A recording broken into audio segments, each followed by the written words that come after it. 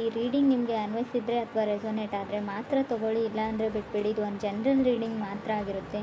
ಕಾರ್ಡ್ಸ್ನ shuffle ಮಾಡಿದಾಗ ನನಗೆ first card 5 of wands ಬಂದಿದೆ. ಸೊ 5 ಆಫ್ ವಾಂಡ್ಸ್ ಕಾರ್ಡ್ ಬಂದ್ರೇ ನಾವು ಫೈಟ್ಸು ಅಥವಾ ಡ್ರಾಮಾ, ಮನೇಲಿ ತುಂಬ ಇಶ್ಯೂಸ್ ಅಂತ ಹೇಳ್ತೀವಿ. ಮೇ ಬಿ ರಿಲೇಷನ್ಶಿಪ್ ವಿಷಯದಲ್ಲಿ ಬಂದರೂ ಕೂಡ ನಾವು ಇದನ್ನು ಫ್ಯಾಮಿಲಿ ಫೈಟ್ಸ್ಗೆ ಕನ್ವರ್ಟ್ ಮಾಡ್ಬೋದು. ಅಥವಾ ನಿಮ್ಮ ಜೊತೆಗಿರೋರು ತುಂಬ ಕನ್ಫ್ಲಿಕ್ಟೆಡ್ ಆಗಿದ್ದಾರೆ ಅಂತ ಹೇಳ್ಬೋದು. ನಿಮ್ಮನ್ನು ತುಳಿಯೋದಕ್ಕೆ ಪ್ರಯತ್ನ ಪಡ್ತಾ ಇದ್ದಾರೆ. ಮೇ ಬಿ ನಿಮ್ಮ ಪಾರ್ಟ್ನರ್ ಕೂಡ ಅದಾಗಿರ್ಬೋದು. ಸೊ ಎಕ್ಸ್ಪೆಕ್ಟೇಷನ್ಸ್ ತುಂಬ ಇದೆ ನಿಮಗೆ, ಬೇರೆಯವರಿಂದ ಅದಾಗಬೇಕು ಇದಾಗಬೇಕು ಅಂತ. ಬಟ್ ಯಾವಾಗಲೂ ನೀವು ಅಂದ್ಕೊಂಡಿರೋ ಎಕ್ಸ್ಪೆಕ್ಟೇಷನ್ಸ್ಗೆ ಅವರು ರೀಚ್ ಆಗೋಲ್ಲ, ನೀವು ರೀಚ್ ಆಗೋಲ್ಲ.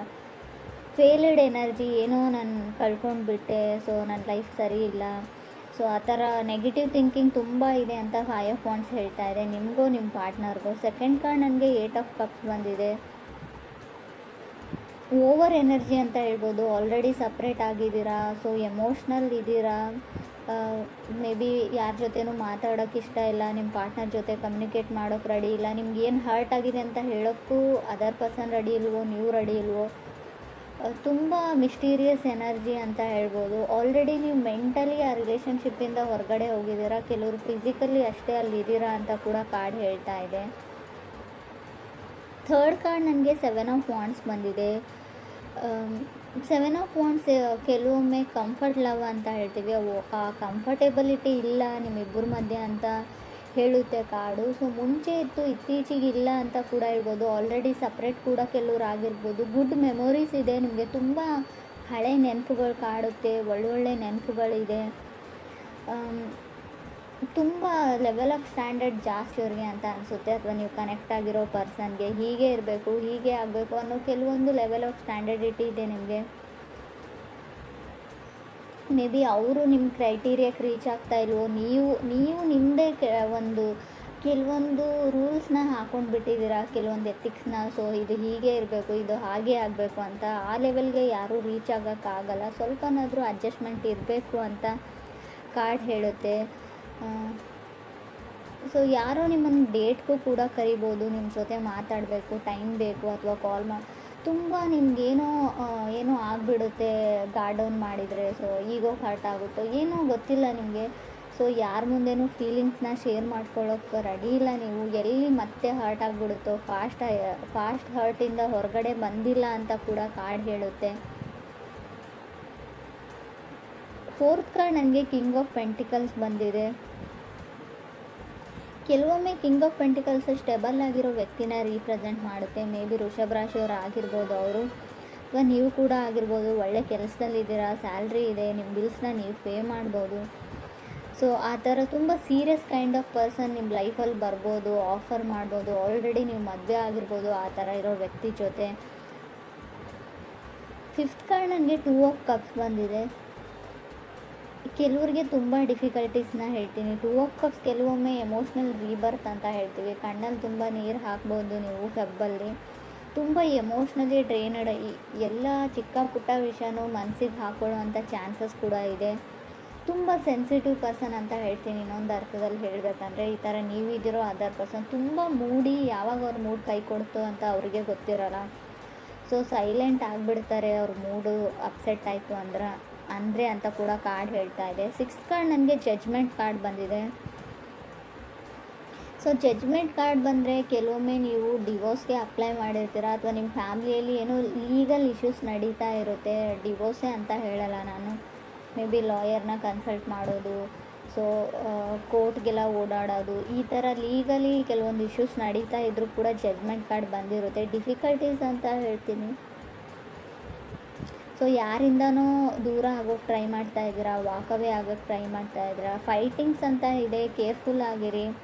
ಫಿಸಿಕಲ್ ಫೈಟ್ ಕೂಡ ಆಗ್ಬೋದು ಫ್ಯಾಮ್ಲಿ ನಡುವೆ ಅಂತ ಅನಿಸುತ್ತೆ.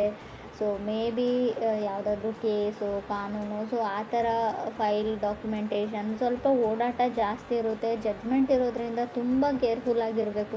ಅದು 6th ಪ್ಲೇಸಲ್ಲಿ ಇರೋದ್ರಿಂದ ಖಂಡಿತವಾಗ್ಲೂ 7th card queen of pentacles ಬಂದಿದೆ. ಸೊ ತುಂಬ ಬೇಗ ಹೇಳ್ತಾ ಇದ್ದೀನಿ ಅಂತ ಅಂದ್ಕೊಳ್ಬೇಡಿ. ಸೊ ಟೂ ಅರ್ಲಿ, ತುಂಬ ಬೇಗನೆ ಡಿವೋರ್ಸ್ ಆಗೋವಂಥ ಚಾನ್ಸಸ್ ಇದೆ.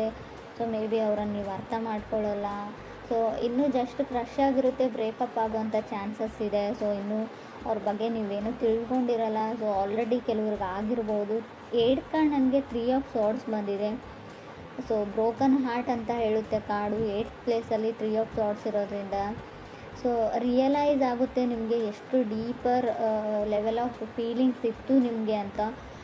ಮೇ ಬಿ ಪ್ರಯೋಜನ ಇಲ್ಲ ಅಂತ ಹೇಳ್ತೀನಿ. ಆಲ್ರೆಡಿ ಡಿವೋರ್ಸ್ ಆಗಿದೆ. ಇವಾಗ ನೀವು ತುಂಬ ಯೋಚನೆ ಮಾಡ್ತಾ ಇದ್ದೀರಾ. ಈ ಯೋಚನೆನ ಮುಂಚೆನೇ ಮಾಡಿದರೆ ಏನಾದರೂ ಯೂಸ್ ಇತ್ತು ಅಂತ ಅನಿಸುತ್ತೆ.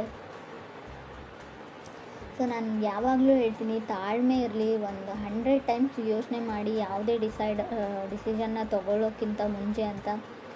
ಕೆಲವರು ಲೈಫಲ್ಲಿ ರಾಂಗ್ ಡಿಸಿಷನ್ನ ತೊಗೊಂಡಿದ್ದೀರಾ, ಏನೋ ಮಿಸ್ಅಂಡರ್ಸ್ಟ್ಯಾಂಡಿಂಗು, ಏನೋ ಒಂದು ಚಿಕ್ಕ ವಿಷಯಕ್ಕೆ ಸ್ಟಾರ್ಟ್ ಆಗಿರೋ ಫೈಟ್ಸು ಡಿವೋರ್ಸ್ವರೆಗೂ ಹೋಗಿ ಆಲ್ರೆಡಿ ಕೆಲವ್ರದ್ದು ಡಿವೋರ್ಸ್ ಕೂಡ ಆಗಿದೆ ಅಂತ ಕಾರ್ಡ್ ಹೇಳ್ತಾ ಇದೆ. ಕೆಲವ್ರಿಗೆ ಇಲ್ಲಿ ಹೇಗೆ ಹೇಳಿ ನಾನು ಅಂತ ಅರ್ಥ ಆಗ್ತಾಯಿಲ್ಲ. 3 ಆಫ್ ಸಾರ್ಡ್ಸ್ ಇದ್ದರೆ ಸ್ವಲ್ಪ ಯೋಚನೆ ಮಾಡಿ. ನೀವು ರಿಲೇಷನ್ಶಿಪ್ಪಲ್ಲಿದ್ದರೂ ಕೂಡ ಅಷ್ಟೇ, ಸೊ ಮ್ಯಾರಿಡ್ ಆಗಿದ್ದರೂ ಕೂಡ ಅಷ್ಟೇ, ಯಾರಾದರೂ ಥರ್ಡ್ ಪಾರ್ಟಿ ಕೂಡ ನಿಮ್ಮ ಮಧ್ಯೆ ಮಿಸ್ಅಂಡರ್ಸ್ಟ್ಯಾಂಡಿಂಗ್ನ ಕ್ರಿಯೇಟ್ ಮಾಡಿರ್ಬೋದು. ನಿಮ್ಮ ಫ್ಯಾಮಿಲಿ ಮೆಂಬರ್ಸ್ ಆಗಿರ್ಬೋದು, ನೀವು ಕೆಲಸ ಮಾಡೋ ಜಾಗದಲ್ಲಾಗಿರ್ಬೋದು. ಏನೋ ಒಂದು ಇಲ್ಯೂಷನ್, ಒಂದು ಭ್ರಮೆಯಲ್ಲಿದ್ದೀರಾ ನೀವು ಭ್ರಮೆಯಲ್ಲಿದ್ದೀರೋ ಅದರ್ ಪರ್ಸನ್. ಮೇ ಬಿ ಈ ಭ್ರಮೆ ನಿಮ್ಮ ಹೆಲ್ತ್ ವಿಚಾರದಲ್ಲೂ ಆಗಿರುತ್ತೆ. ನನಗೇನೋ ಆಗಿದೆ, ಸೊ ನನಗೆ ಅದಾಗಿದೆ, ಇದಾಗಿದೆ, ನನಗೆ ಹೊರಗೋಗೋಕ್ಕಾಗಲ್ಲ, ನನ್ನ ಕಾಲಲ್ಲಿ ನೋವು, ಕೈಯಲ್ಲಿ ನೋವು, ಶೋಲ್ಡರಲ್ಲಿ ನೋವು, ನೆಕ್ಕಲ್ಲಿ ನೋವು, ನನಗೇನೋ ಆಗೋಗ್ಬಿಟ್ಟಿದೆ ಅನ್ನೋ ಇಲ್ಯೂಷನ್ಸ್ ತುಂಬ ಭ್ರಮೆ ನಿಮಗೆ. ಸೊ ಆ ಥರ ಇದ್ದರೆ ಡಾಕ್ಟ್ರನ್ನ ಕನ್ಸಲ್ಟ್. ಆಲ್ರೆಡಿ ರಿಪೋರ್ಟಲ್ಲಿ ಕೂಡ ಏನೂ ಬಂದಿರಲ್ಲ ನನಗೆ ಗೊತ್ತು. ಆದರೂ ಕೂಡ ಸೊ ನಿಮಗೇನೋ ಅದೊಂದು ಭಯ ಇದೆಯೋ ಏನಿದೆಯೋ, ಮೆಂಟಲಿ ನೀವು ಸ್ಟಿಕ್ ಆಗಿದ್ದೀರಾ ನನಗೇನೋ ಆಗಿದೆ ಅಂತ. ಅದರಿಂದ ಹೊರಗಡೆ ಬರೋದು ತುಂಬ ಕಷ್ಟ. ಸೊ ಮೆಡಿಟೇಷನ್ನ ಮಾಡಿ ಅದರಿಂದ ಹೊರಗಡೆ ಬರೋಕ್ಕೆ ಟ್ರೈ ಮಾಡಿ. 3 ಆಫ್ ಸಾರ್ಡ್ಸ್ ಡೇಂಜರಸ್ ಕಾರ್ಡ್ ಅಂತ ನಾನು ಹೇಳೋದಿಲ್ಲ. ಬಟ್ ನಿಮ್ಮ ಒಬ್ಬರ ಮೇಲೆ ಒಬ್ರಿಗೆ ನಂಬಿಕೆ ಇದ್ದರೆ ಖಂಡಿತವಾಗ್ಲೂ ರಿಲೇಷನ್ಶಿಪ್ ಹಾಳಾಗಲ್ಲ. ಬಟ್ ತುಂಬ ಜನ ಇರ್ತಾರೆ ನಿಮ್ಮ ಸುತ್ತಮುತ್ತಲು ನಿಮ್ಮನ್ನು ತುಳಿಯೋಕ್ಕೆ ಟ್ರೈ ಮಾಡ್ತಾ ಇರೋರು ಅಂತ. ಫಸ್ಟ್ ಕಾರ್ಡೇ ಹೇಳಿದೆ ಸ್ಟ್ರಾಂಗ್ ಆಗಿ 5 ಆಫ್ ವಾಂಡ್ಸ್ ಇದೆ. ಯಾರನ್ನಾದರೂ ನಂಬೋಕ್ಕಿಂತ ಮುಂಚೆ ತುಂಬ ಕೇರ್ಫುಲ್ ಆಗಿರಿ. ಅವ್ರು ನಿಮ್ಮ ಮನೆಯವರೇ ಇರಲಿ, ರಿಲೇಟಿವ್ಸ್ ಇರಲಿ, ಸಿಬ್ಲಿಂಗ್ಸ್ ಇರಲಿ. ಸೊ ಟೈಮ್ ಎಲ್ಲರೂ ಚೇಂಜ್ ಮಾಡೋದ್ರಿಂದ ಯಾವುದಕ್ಕೂ ನೀವು ಕೇರ್ಫುಲ್ ಆಗಿರಿ. 9th ಕಾರ್ಡ್ ನನಗೆ ಸ್ಟಾರ್ ಕಾರ್ಡ್ ಬಂದಿದೆ. ಹೋಪ್ ಇದೆ. ಸೊ ತುಂಬ ಕ್ವಶನ್ಸ್ ಇದೆ. ಮೇ ಬಿ ನಿಮ್ಮ ತಾಯಿಗೆ ನೀವು ಕ್ವಶನ್ಸ್ ಮಾಡ್ತಿರೋ ತುಂಬ ಕ್ವಶನ್ಸ್ ಅಂತ ನನಗೆ ಕಾಣಿಸ್ತಾ ಇದೆ. ಹೋಪ್ ಇದೆ, ಕ್ರೇಜಿ ಇದೆ. ಸೊ ಡೋಂಟ್ ಗಿವ್ ಅಪ್ ಅಂತ ಕೂಡ ಕಾರ್ಡ್ ಹೇಳುತ್ತೆ. ಸಮಥಿಂಗ್ ತುಂಬ ಓಲ್ಡ್ ಲವ್ ಸ್ಟೋರಿ ಥರ ಇದೆ.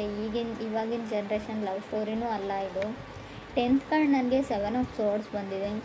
ಇಲ್ಲೂ ಕೂಡ ಅಷ್ಟೇ ಈಗೋ ಇದೆ ನಿಮಗೆ ಈಗೋ ಸ್ಟ್ರೈಕ್ಸ್ ಆಗ್ತಾ ಇದೆಯೋ ಅದರ್ ಪರ್ಸನ್ಗೂ.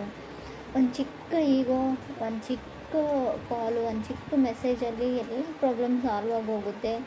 ಬಟ್ ಯಾರೂ ಆ ಕಾಲ್ನ ಆ ಮೂವ್ನ ತೊಗೊಳೋಕ್ಕೆ ರೆಡಿ ಇಲ್ಲ ಇಬ್ಬರಲ್ಲಿ ಒಬ್ಬರು ಅಂತ ಹೇಳ್ತಾ ಇದೆ. 7 ಆಫ್ ಸಾರ್ಡ್ಸ್ ಕೆಲವೊಮ್ಮೆ ನೀವು ಮಾಡದೇ ಇರೋ ತಪ್ಪಿಗೆ ನಿಮ್ಮ ರಿಲೇಷನ್ಶಿಪ್ ಹಾಳಾಗೋದನ್ನು ಕೂಡ ರೀಪ್ರೆಸೆಂಟ್ ಮಾಡುತ್ತೆ.